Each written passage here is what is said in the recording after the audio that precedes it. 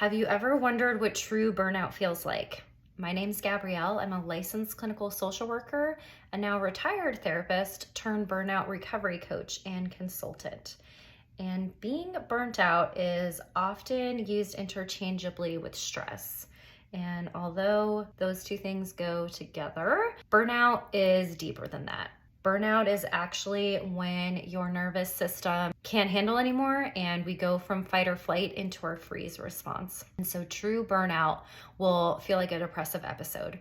You might feel very hopeless, you might feel down, you will feel apathetic, you'll feel numb and very detached and disassociated. It differs from a depressive episode because none of these things are really tied to your self-esteem. These feelings are more tied to the actual work.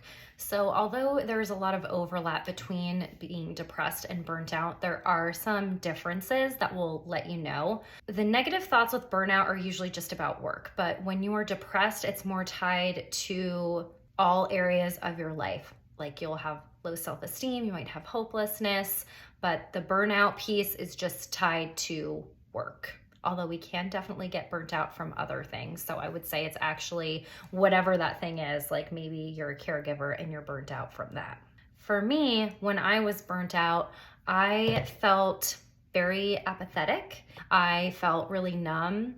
And I also felt very resentful towards my work. I didn't care about it anymore. I would wake up in the morning with like a pit in my stomach. And I also had a really hard time with sleep. I had a hard time getting motivated to do things that I enjoy, like teaching Zumba.